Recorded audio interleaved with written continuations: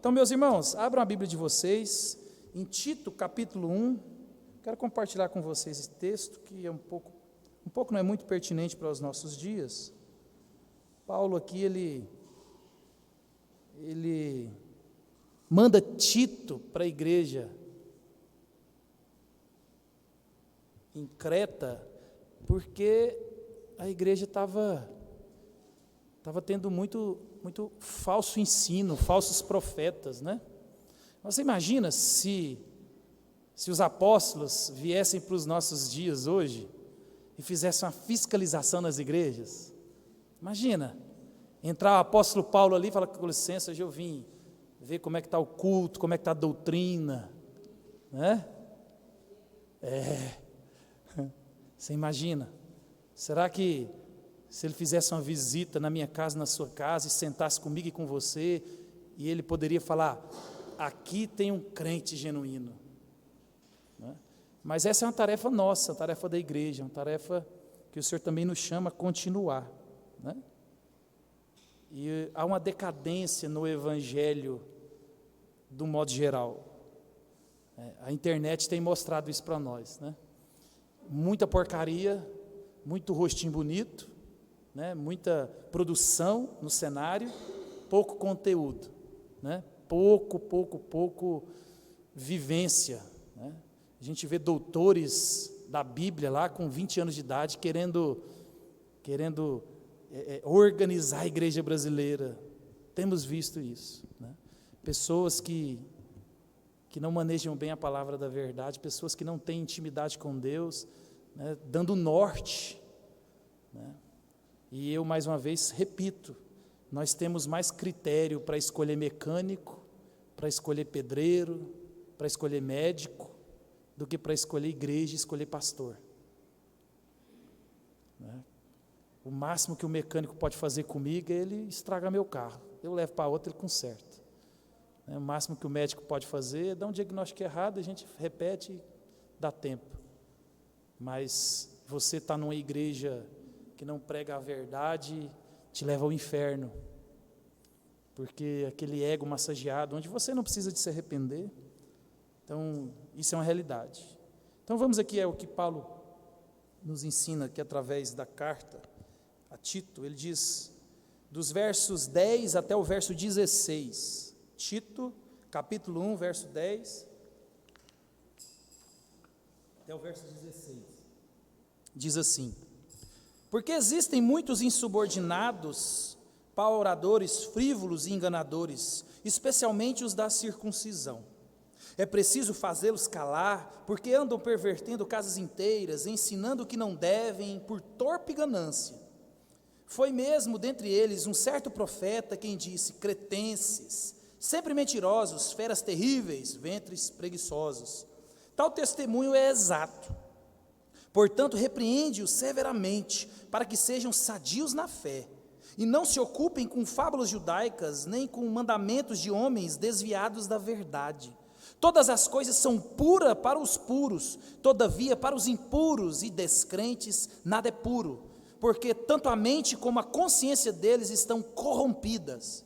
No tocante a Deus, professam conhecê-lo, entretanto negam por suas obras. É por isso que são abomináveis, desobedientes e reprovados para toda boa obra. Paulo aqui, meus irmãos, ele vai começar a carta no verso 5, dizendo por que ele manda Tito para a igreja de Creta. Ele vai dizer, para que você possa colocar ordem no restante, e para você constituir naquela igreja presbíteros, para você constituir uma liderança sadia, porque estamos sofrendo ataques de fora e de dentro, principalmente, grandes heresias, grandes mentiras que estão crescendo no meio da igreja, não vem de fora para dentro, vem de dentro da igreja. Isso é perigosíssimo. Então, logo em seguida, ele vai listar as qualidades indispensáveis para as escolhas desses irmãos, né? Do verso 5 até o verso 9. E é interessante, no verso 9 aqui, Paulo, ele mostra uma característica que não pode faltar no presbítero, que não pode faltar na liderança da igreja, em hipótese nenhuma. Ele vai dizer no verso 9, apegado à palavra fiel. Ó, escolha homens que amam a Bíblia. Escolham homens que amam a palavra de Deus. Escolham homens que manejam a palavra da verdade. Paulo fala isso para Timóteo, né? Timóteo, maneja bem a palavra da verdade. A destreza que você tem com a ferramenta, né? Eu fico encantado quando eu vejo um pedreiro rebocando. Só ele consegue fazer a massa grudar. Ninguém consegue. Ele joga e a trem faz que perfeição. Você vai lá com a mesma colher, com a mesma massa, na mesma parede, que bagunça que a gente faz. Ele tem destreza. Paulo, ele vai dizer que o ministro, o crente, o presbítero, ele deve ter essa mesma destreza com as escrituras. Ele deve ter tanto contato com as escrituras, ele abre aí, ele tchuf. Não igual o dia eu estava numa igreja e o pastor falou, abre em Filemon, e aí só folha, para lá, folha para cá, e a irmã falou, pastor, não existe Filemon na Bíblia. Eu estava lá atrás dela, falei, misericórdia, né? Mas o pastor foi paciente e mostrou para ela que Filemon estava na Bíblia, até na dela. Né? Então, meus irmãos, Paulo aqui, ele vai dizer que tem que ser apegado à palavra. Por que apegado à palavra? Você tem que constituir pessoas maduras na fé para combater heresias, para disseminar a verdade e extirpar o falso ensino. A verdade vai prevalecer na hora que bons obreiros que manejam bem a palavra estiverem fazendo uso delas. Por que eles precisam manejar a palavra? Ele vai dizer no final do verso, porque eles precisam de exortar pelo reto ensino, como também para convencer os que contradizem.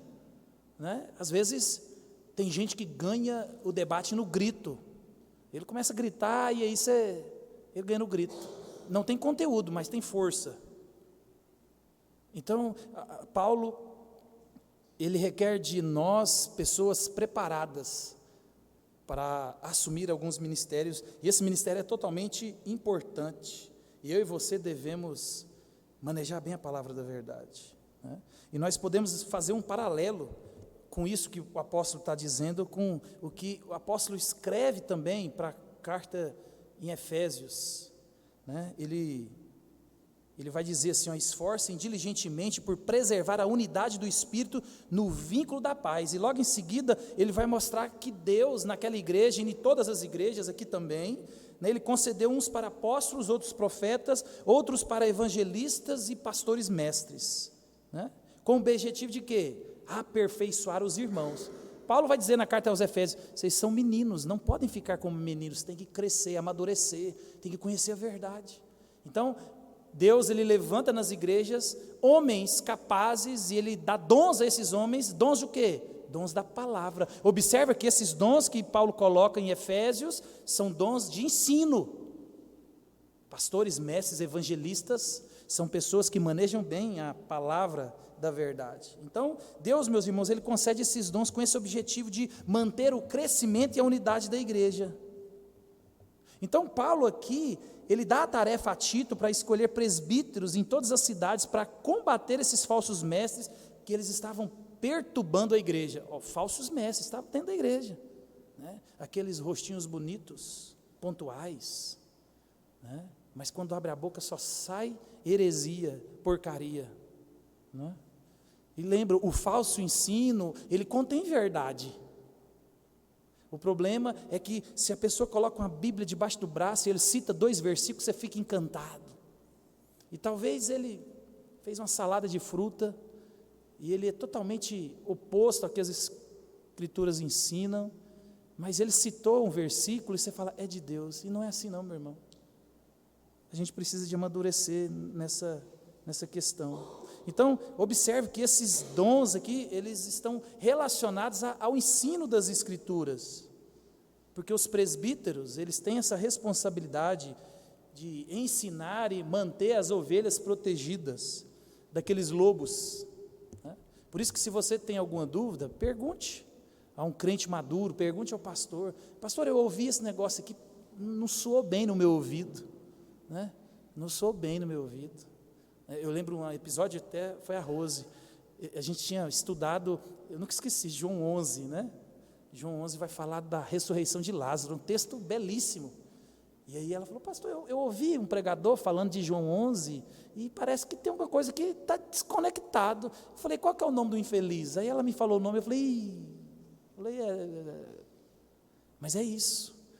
Então, quando aprende o que a Bíblia diz de maneira correta, quando você ouve o falso ensino, você pode até não entender com clareza, mas tem um ruído, tem alguma coisa que você fala, para se acender um alerta. E essa é a finalidade dos presbíteros na igreja, dos dons de ensino na igreja, é para que você cada vez mais aprenda a manejar a Bíblia. Imagina, você vai para a guerra, você leva uma metralhadora potente, carregada de munição. Vamos fazer um imaginário aqui. Imagina que a Bíblia é uma arma poderosíssima. E aí eu te dou ela para você ir para a guerra. E aí, você sabe usar ela?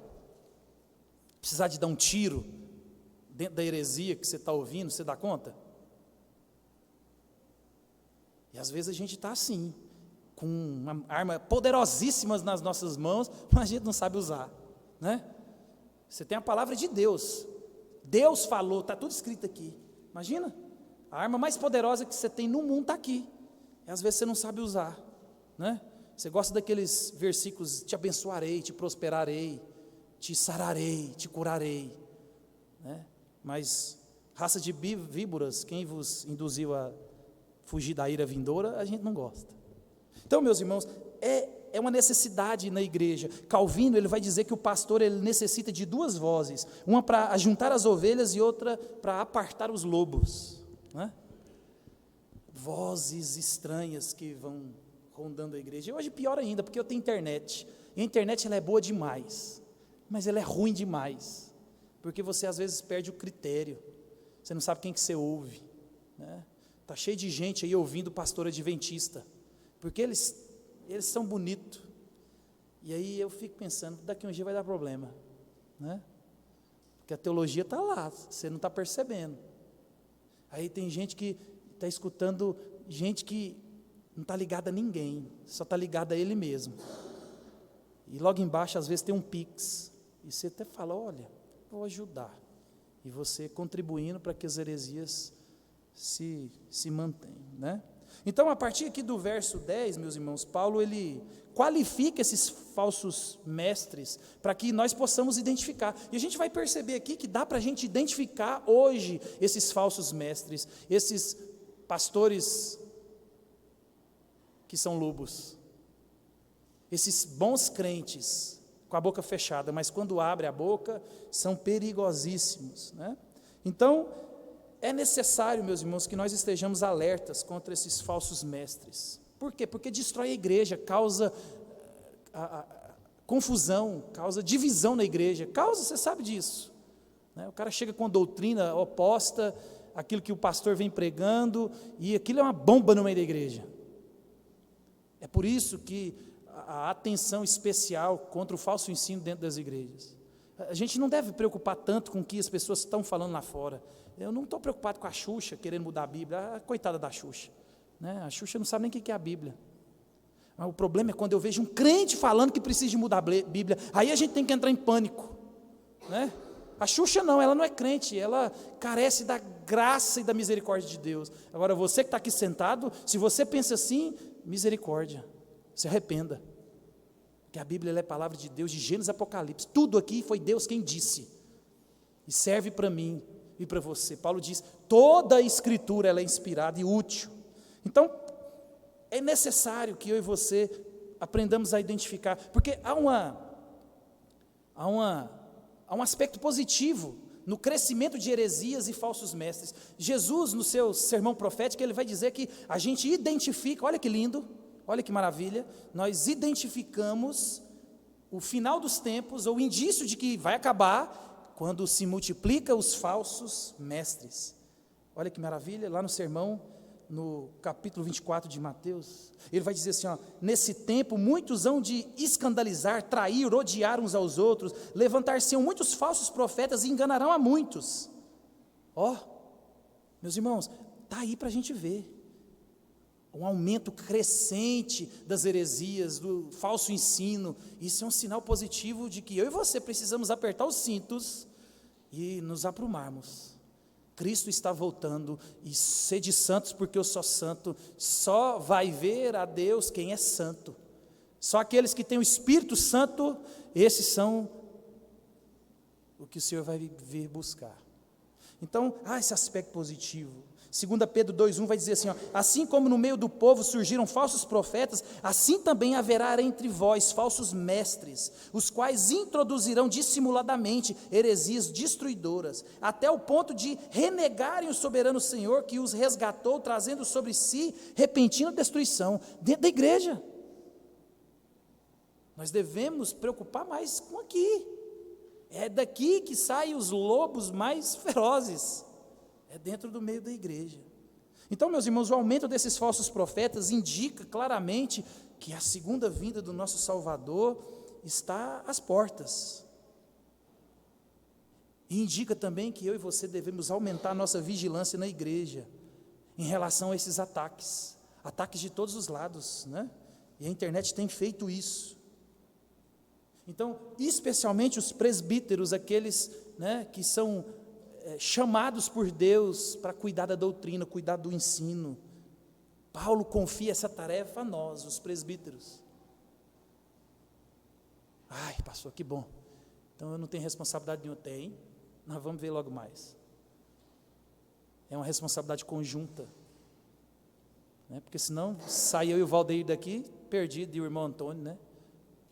Que aí só nas nossas costas, né? E não é assim. Nós temos uma responsabilidade nessa dinâmica, mas é toda a igreja.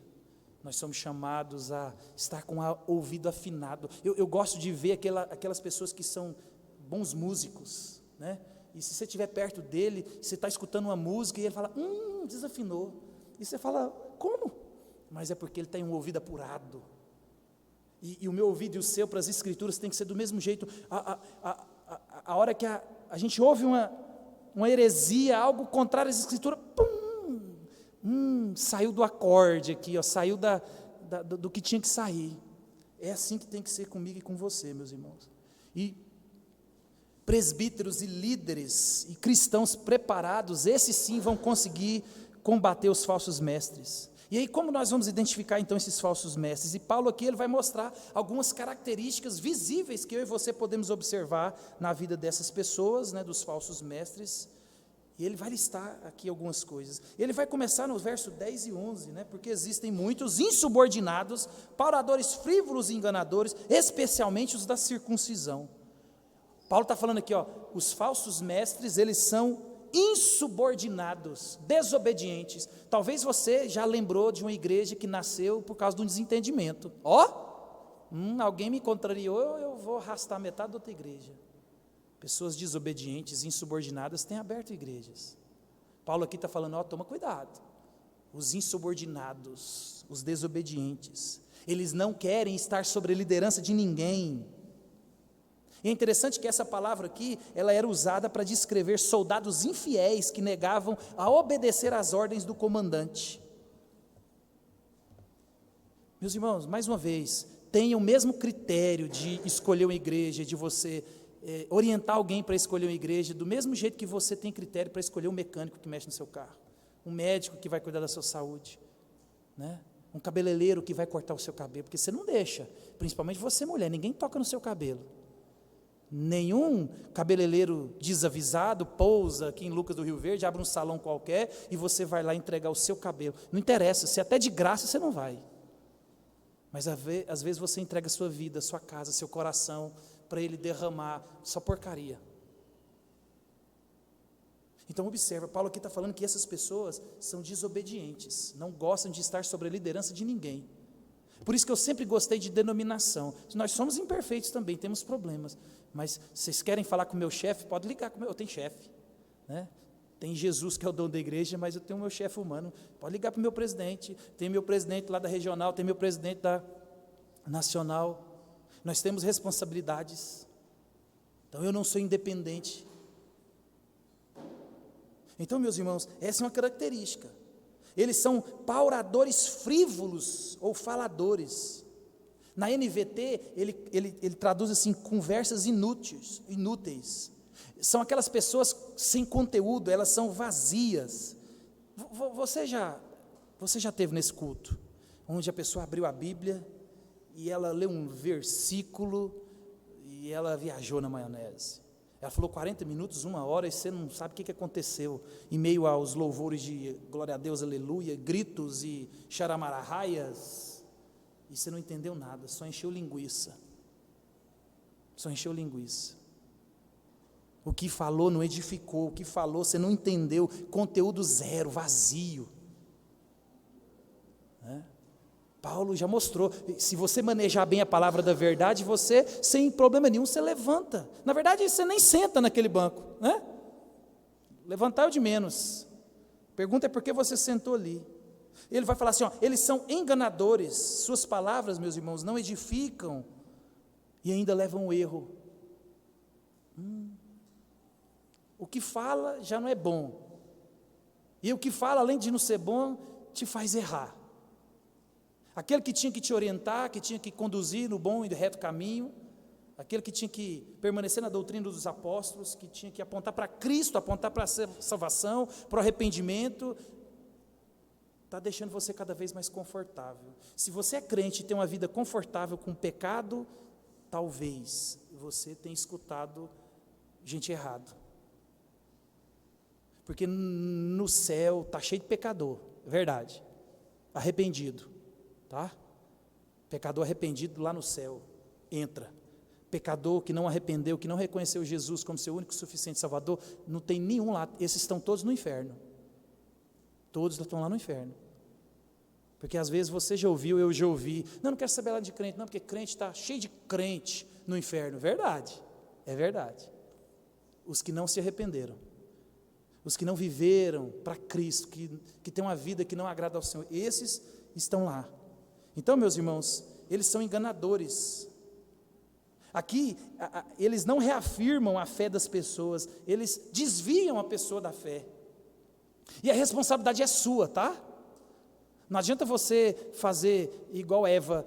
Nós temos a síndrome de Eva e a síndrome de Adão. O que aconteceu, Adão?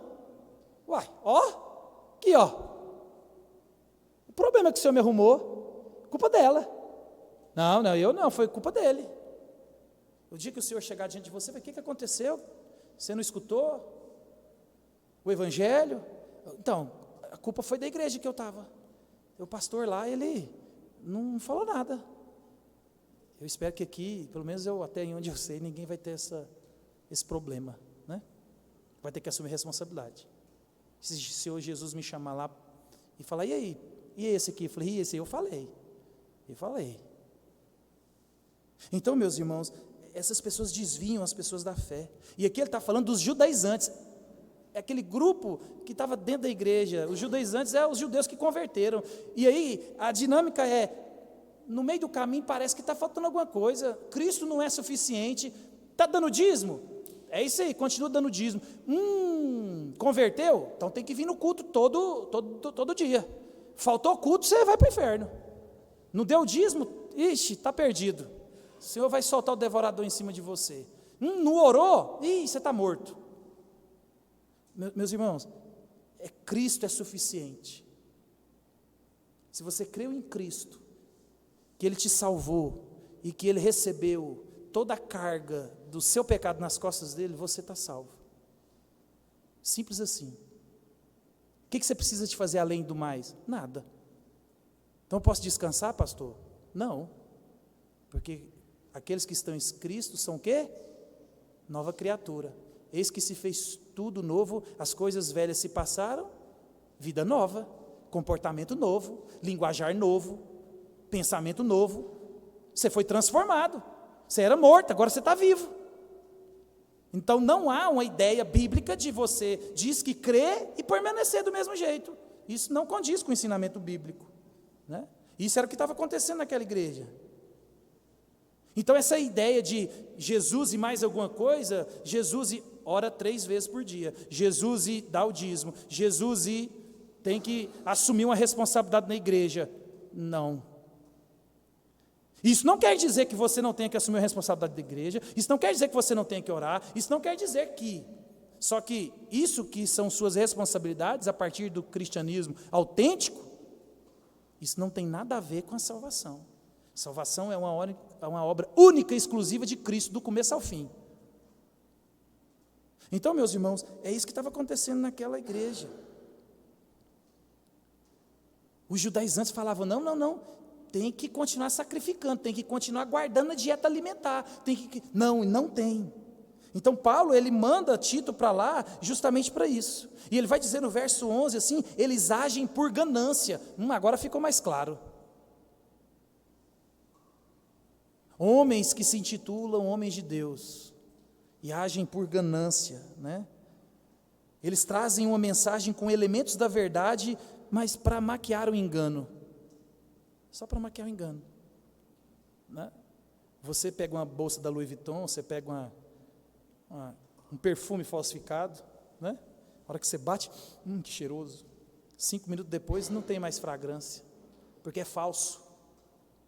E às vezes você não tem tanto contato com as escrituras e você, nossa, que cheiroso. Mas depois você volta e não tem conteúdo. Por quê? Porque é falsificado. Falsificam a conversão, falsificam o cristianismo, falsificam a vida. E Paulo está combatendo isso aqui.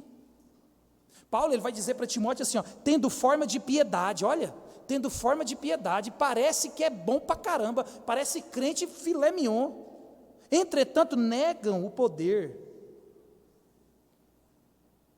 Jeremias também vai dizer isso, lá no Antigo Testamento vai dizer assim, Jeremias 6, porque desde o menor deles até o maior, cada um se dá a ganância, e tanto o profeta como o sacerdote usam de falsidade. Eu estou nesse negócio por causa de lucro, enquanto eu estiver lucrando, eu estou aqui, acabou minhas regalias, acabou, eu estou indo embora. Meus irmãos, está cheio de pessoas assim, estão interessados somente em obter lucros, e aumentar suas contas bancárias. Eles não estão preocupados, nem têm compromisso com a pregação, nem com a vida das pessoas. Se você está caminhando a passos largos para o inferno, é um problema seu. Porque Deus, ele vai cobrar dos pastores. Há uma responsabilidade minha, há uma responsabilidade dos presbíteros. Mas isso não isenta a sua responsabilidade. A gente vai caminhando e vê isso um pouco mais, né? Então Paulo diz que é preciso fazê-los calar. Mas é interessante que eu e você somos cristãos e nós não podemos fazer o uso da violência, né? O termo aqui traz a ideia de tapar a boca, colocar uma mordaça. Por isso que é uma característica fundamental do líder é amar a palavra, manejar bem a palavra, ler a palavra, usar a palavra, ler e usar e ler e amar. É uma característica minha e sua. Você tem que ter essas características, porque eu e você não podemos, né, quando alguém fala que Jesus é um Zé Ninguém, e a vontade que eu e você tem de dar um murro na boca dele, porque se você não tem, eu tenho. Só que eu não posso fazer isso porque eu sou crente. Aí eu tenho que usar a palavra do Senhor. Primeiro eu falo, Senhor, perdoa porque ele não sabe o que dizes. E tentar convencer ele com o evangelho, que mostra quem ele é, para ele entender que ele precisa de um Salvador, que é Jesus Cristo. Nós não pegamos em espadas, a gente não entra em briga. Por isso que você tem que conhecer as Escrituras, para você apontar a verdade, apontar o caminho. No verso 11, ou 12, 13 aqui, ele usa até um profeta deles mesmo como exemplo, né? Ele vai dizer, foi mesmo dentre eles um seu profeta que disse, cretenses sempre mentirosos, feras terríveis, tal testemunho é exato, portanto repreende-os severamente para que sejam sadios na fé. É o profeta deles. Paulo aqui, ele cita Epimênides, que era um filósofo e um poeta cretense do século 6 a.C., e ele observa o que ele escreve. Ele vai dizer como os cretenses são mentirosos, feras terríveis. E é interessante que na ilha de Creta não existiam animais selvagens. O poeta deles, ao qual eles amavam, está dizendo aqui, as feras terríveis deste lugar são os próprios moradores. Eles que são as feras terríveis. Tomem cuidado com eles. E quem está falando é um profeta deles, né? Ventre ou glutões e preguiçosos. Meus irmãos, isso é sério. William Barclay, ele vai citar um homem chamado Políbios. onde ele vai descrever, e ele escreve a respeito dos cretenses, ele diz assim, ó, a avidez e a avareza são tão nativas do solo de Creta, que seu povo é o único do mundo para quem todo tipo de ganância não implica em nada vergonhoso. Era uma característica. Talvez do mesmo jeito que brasileiro, ele gosta de levar vantagem, era esses cretenses, a ganância fazia parte da cultura deles, né? Porque a gente gosta, nós como brasileiros, e eu me incluo nisso, nós nos incluímos nisso, a gente gosta de falar mal dos políticos, que político rouba, que político faz, ou quer dizer, ou não faz, mas a primeira oportunidade que você tem de furar uma fila, você fura. A primeira oportunidade de você jogar um lixo na rua, você joga. Ah, pastor, mas isso não tem nada a ver. Lógico que tem. Se você não cuida daquilo que você deve cuidar, por que você vai cobrar do político? Ele, pelo menos, ele está sujando o nome dele com milhões, e você por nada. Simplesmente porque está na característica minha e sua, de levar vantagem. Eu e você não gostamos de ajudar o outro a crescer, porque se ele tiver lucro e eu não tiver nada, eu não ajudo. Se a gente às vezes empatar no lucro, também para mim não serve. É a característica dos cretenses aqui, são gananciosos. Então a ideia era mais ou menos assim, olha no dicionário a palavra ganância, e se olhar, estava os cretenses lá. Eles são um povo marcado pela ganância. E no verso 13, Paulo vai dizer que o testemunho é exato, aquilo que um deles falam, um poeta deles fala, o que ele está descrevendo a respeito do povo é exato. Então, concorda com aquilo que Paulo também está escrevendo. Tome cuidado, porque eles são assim, né? E aqui alguns comentaristas, eles dizem que o apóstolo, ele usa essa ironia com os cretenses aqui, porque Paulo coloca os cretenses numa situação desconfortável, porque se eles discordassem, né, da afirmação de Epimênides aqui, que era o profeta deles, eles assinavam o atestado de condenação, nós somos gananciosos. Só que ao mesmo tempo, se eles não concordassem, eles estariam considerando o seu poeta, né, o homem brilhante da cidade, como um mentiroso. Então eles não tinham alternativa, eles eram aquilo mesmo, né? Mas Paulo, meus irmãos, como eu e você, ele acreditava no poder do Evangelho. Ele acreditava que os cretenses, eles receberam o Espírito Santo no dia do Pentecostes, como a Bíblia vai relatar. Então ele ordena a Tito que os repreendesse severamente. A repreensão faz parte da vida cristã, a exortação. Por quê? Paulo vai dizer assim, para que vocês sejam sadios na fé. A gente tem que entender, meus irmãos, que a gente precisa de tomar puxões de orelhas, constantemente, na verdade. Porque às vezes eu vou preparar um sermão e eu falo, Senhor, mas não tem um sermão mais leve, não, que nem eu estou aguentando mais.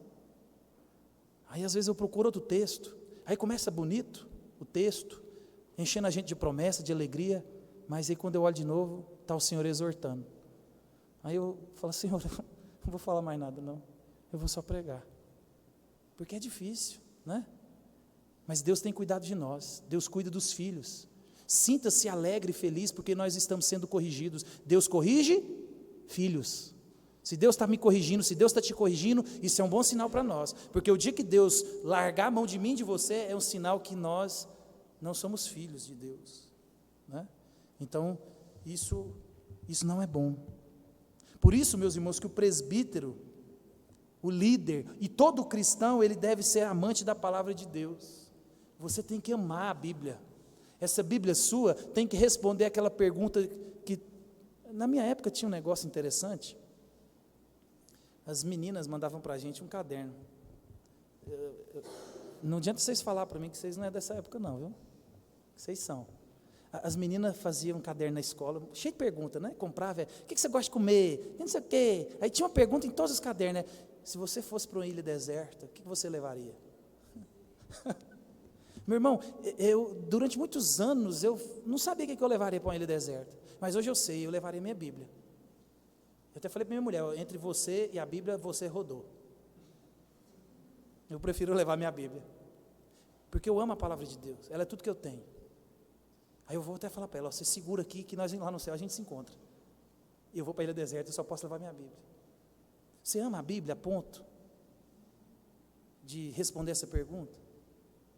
Se a sua casa estiver pegando fogo, você só precisar de salvar uma coisa, você corre lá dentro para salvar a Bíblia? Ou você vai salvar aquele dinheiro que você coloca no paletó? Isso demonstra, meus irmãos, aquilo que a gente ama. Paulo não, agora é Pedro, né? Pedro, quando ele escreve a primeira carta, 3,15, ele vai dizer assim, ó, antes santificai a Cristo como Senhor em vosso coração. Olha o que o Pedro ensina para mim e para você. Estando sempre preparados para responder a todo aquele que vos pedir razão da esperança que é em vós. Você tem responsabilidade de estar preparado para responder às perguntas que as pessoas fazem para você. Por que você é crente?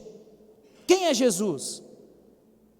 Você está preparado? Porque o versículo é claro, é uma ordem, não é uma sugestão.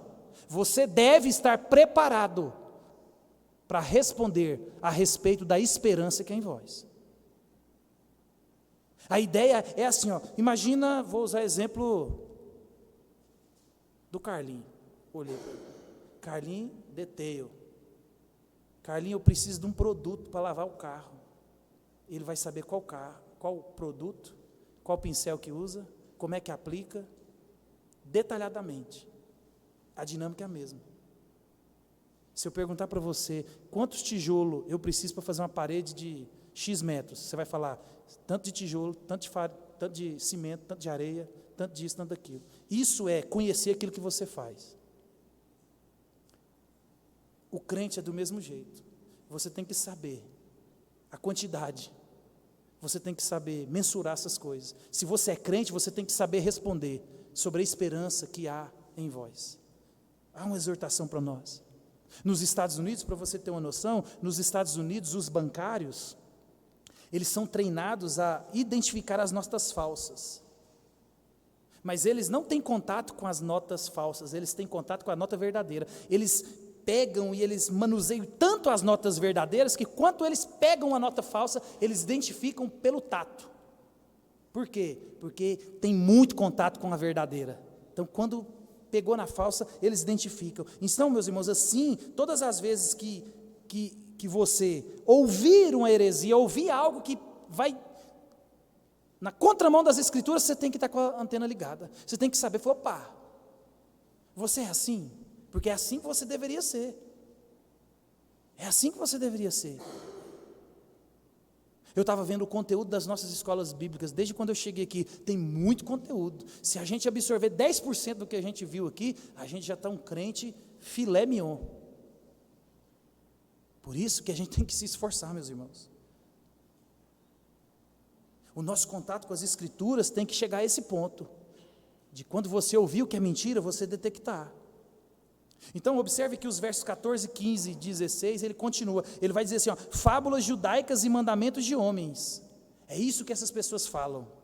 Observam que a fonte que eles usam não são as Escrituras, não são o que Deus diz, são fábulas, ideias de homens. Então, eu estou pensando aqui, mas eu acho que você... Então, eu acho que, penso eu que... Não, nós estamos aqui para falar da Bíblia. Deus diz isso, Deus fala sim, e é assim que a gente faz. A minha opinião não, ela é secundária aqui.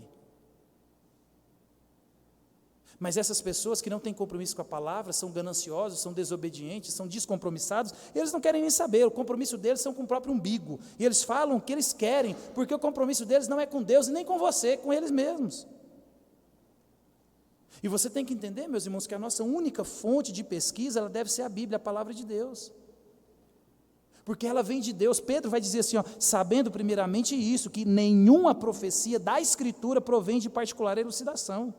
Porque nunca jamais qualquer profecia foi dada por vontade humana. Entretanto, homens santos falaram da parte de Deus, movidos pelo Espírito Santo. Meus irmãos, nós devemos estar igual os crentes de Bereia. Lá em Atos 17 diz que os crentes de Bereia, Paulo e Silas pregavam e eles iam consultar as Escrituras. Paulo pregando e a igreja consultando. Já dizia um ditado, uma piadinha, sejam como os crentes de Bereia, eles não bobeia, para rimar. Não foi engraçado, né? Tá vendo? Então, meus irmãos, você tem que estar atento a essas coisas. Às vezes, você fala, nossa, que sermão bom, o que o pastor falou? Foi bom. Foi bom? O que ele falou? Foi bom. Meus irmãos, temos uma guerra espiritual acontecendo nesse momento. A palavra de Deus está sendo ensinada, está sendo lançada, e às vezes a gente é disperso. E é isso que a gente tem que entender que acontece. É por isso que a Bíblia diz que eu e você devemos preparar para vir para o culto. E preparar, eu falo, nossa, quando eu sento, eu durmo. Eu vou dormir antes. Eu levo uma garrafa para tomar água. Porque a parábola é o seguinte, o semeador saiu a semear, e ele vai jogando a palavra, que é a semente, e de repente, ele joga num lugar, e ela não germina, não pega, por quê? Porque vem o ladrão, Satanás, salteador, e rouba. Por isso que está cheio de gente que foi para o culto, e o que o pastor pregou? Ele pregou. Ele pregou. Quando eu prego em Eclesiastes, eu acho que fica mais fácil, né? Porque todo domingo é Eclesiastes, pregou lá em Eclesiastes. Agora hoje talvez complica, porque quebra a sequência. Então, meus irmãos, a gente tem que entender essa dinâmica. Nós temos que submeter tudo aquilo que eu falo. Chega lá na sua casa e pastor, acho que você falou um negócio que não devia. Amém por isso, né? Eu preciso de irmãos assim, e vai ser maravilhoso o dia que isso acontecer. Eu não sou detentor da verdade, porque eu estou aqui para proclamar o Evangelho, falar da Bíblia, não de mim. Eu não salvo ninguém, e se depender de mim, nós estamos tudo perdidos, até eu. Por isso que eu estou falando de Jesus. Ele morreu por mim e por você. E se depender dele, nós estamos salvos, pela graça dele, não na minha. Por isso que é Jesus. Quem morreu foi Jesus, o sacrifício foi de Jesus, né? Então o compromisso que eu tenho é com a palavra, o compromisso que você deve ter é com a palavra. Está cheio de gente que é advogado dos outros. Não, porque o cara falou assim, é assim. Não. Vai você consultar nas Escrituras. Não fique comprando o peixe que os outros vendem, né? E no verso 15, Paulo ele vai dizer, todas as coisas são puras para os puros, todavia para os impuros e descrentes nada é puro, porque tanto a mente como a consciência deles são corrompidas. Eles são o quê, meus irmãos? Como os fariseus. Dão mais valor à aparência, ao ritual. Não quer nem saber do interior, do coração. Tem muitos pastores que eles só preocupam com a sua vida o dia que você parou de dizimar. Se você nem vem na igreja, mas está mandando dízimo, tá beleza. E é verdade, né? Eu queria estar falando aqui uma exceção, mas é uma regra. Então, meus irmãos, prestem muito bem atenção. Pessoas que só estão preocupadas em manter a sua ganância, a sua estrutura, e a sua vida que vai para as cuscuias. Não é assim. São como esses fariseus. A mente aqui, Paulo está falando que a mente é o que eles creem, e a consciência é o que eles acham que são capazes de fazer. Então, tanto a mente dele, que são o que eles creem, tanto a consciência, que são o que eles acham que eles podem fazer, Paulo vai dizer assim, está corrompido. Por isso que jamais é Jesus e alguma coisa, é só Jesus, só los Cristos, somente Jesus, Jesus que salvou, Jesus que morreu. Então não se empolgue com a casca, não se empolgue. Crente que parece muito ser crente, acenda uma luz. Crente que vende piedade, crente que arrota piedade, são os mais perigosos. Porque crente como a gente, não está fácil, né, meu irmão? Por isso que aquele que começou a boa obra, há de completá-la. Nós estamos na dependência de Jesus. Através do Espírito que habita em mim, habita em você, a gente vai caminhar mais um dia, vai caminhar mais uma semana. A gente vai lutar contra o pecado. Nós vamos nos manter santos, porque o nosso Deus é santo. Nós vamos fugir do pecado. Nós estamos mudando a nossa mente, nós estamos mudando a nossa postura, mudando a nossa linguagem, mudando a nossa vida. Porque é isso que Deus espera de mim e de você. Porque o Espírito dele habita em mim. Amanhã eu tenho que ser um crente melhor do que hoje. Porque se não está acontecendo assim na sua vida, algo está errado e a luz do alerta precisa ser acesa. Precisa ser acesa. No verso 16 ele vai dizer, no tocante a Deus, professam conhecê-los, entretanto negam por suas obras. Mais uma vez aqui, meus irmãos, não preocupe com a casca. Gente que fala bonito demais. Paulo está falando aqui, eles parecem que é, mas não é. É igual a minha aliança, né? Se eu falar que é ouro 24, todo mundo acredita, mas ela é de moeda, mas parece que é de ouro, né? E tem gente que já me elogiou, nossa, mas que aliança bonita, de ouro. E eu falo, obrigado. E ela é de moeda, de lata, porque é casca. Se você riscar ela, você vai ver que por dentro não tem nada, nem prata. Paulo está dizendo, essas pessoas são assim, dizem conhecer a Deus, mas quando você vai para a vida deles, quando você vai para o casamento deles, quando você vai para dentro da intimidade deles, são lobos. Não são servos, não são crentes, não são convertidos. Porque fica claro, quando você chega perto da vida dessas pessoas de maneira mais íntima, que a pregação não condiz ou não concorda com a vida, meus irmãos. Por isso que no Sermão do Monte, Jesus diz assim, ó, acautelai-vos dos falsos profetas, que se vos apresentam disfarçados em ovelhas, mas por dentro são lobos roubadores. Pelos seus frutos conhecereis. Aí ele vai dizer, colhem-se porventura uvas dos espinheiros ou figos dos abrolhos? Não. O problema é que você não conhece as escrituras, o mínimo que você precisava de conhecer, que às vezes você fica escutando esse tipo de gente, e você não consegue enxergar que a vida dele é uma mentira, ou a vida dela é uma mentira. Por isso que Paulo, vamos repetir para a gente treinar. Por isso que Paulo, quando ele vai escrever Efésios, ele vai falar assim, enchei-vos do Espírito. Como é que a gente vê quem é cheio do Espírito? Olha para o casamento, olha para os filhos, e olha para o funcionário. Então, como é que eu vou saber se eu sou cheio do Espírito? Um bom funcionário, uma boa esposa, um bom marido, um bom filho. Paulo não escreveu assim, aquele que rodopia, aquele que ora 3 horas por dia, aquele que recita o Salmo 119 de cor e salteado sem nenhuma cola. Não, é a vida, é a vida. A vida que aponta quem é o Deus ao qual eu sirvo, meus irmãos. Então Paulo aqui, ele faz mais 3 afirmações. Eles são abomináveis, desobedientes e réprobos para toda boa obra. Sendo que a palavra aqui, meus irmãos, usada para desobediente, significa o quê? Aqueles também soldados infiéis, que se recusam a obedecer à voz do comandante. Meus irmãos, as escrituras é que regem essa igreja, que regem a minha vida e devem regir a sua vida. Ele é o nosso comandante, é a Ele que eu e você devemos escutar, e não as outras vozes, somente a voz de Cristo. Por isso que eu e você devemos ter o mesmo sentimento que Davi tinha das Escrituras, de Deus. Crente que não gosta de ler, está com defeito de fábrica. Pastor, eu não gosto de ler, está perdido. Está perdido. Então você contrata alguém que gosta de ler para você. Então você compra um fone de ouvido e vai escutar. Porque Deus se revelou de forma escrita. Não tem outro jeito, tem que ler. É assim que funciona. Então você tem que amar a palavra a ponto de falar como Davi diz no Salmo 19, são mais desejáveis do que o ouro, mais do que muito ouro depurado, e são mais doces do que o mel, é o desfilar dos favos. Olha, ouro é bom, mel é doce, mas a palavra de Deus é melhor, ela é mais agradável. E o Salmo 19, Davi ele gasta mostrando os efeitos da palavra de Deus na minha vida e na sua.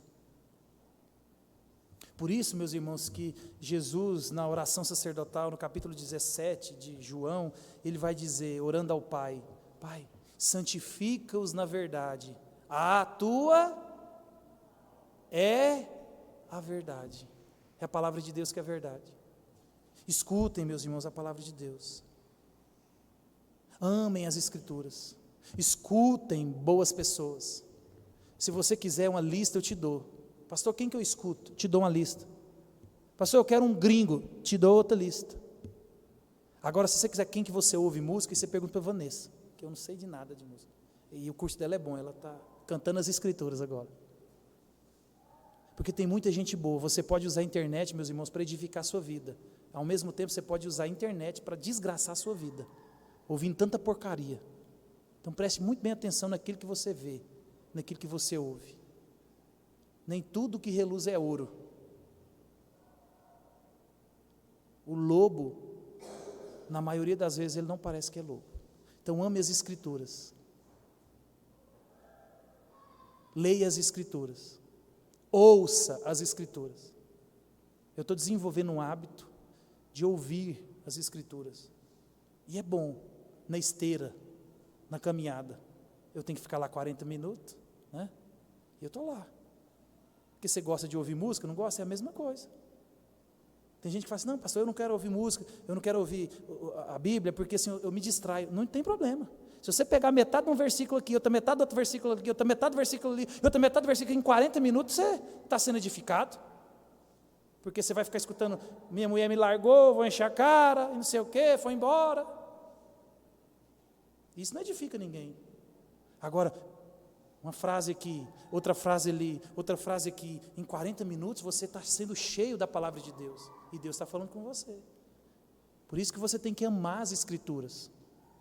Isso é um exercício, isso é um hábito diário. Amém?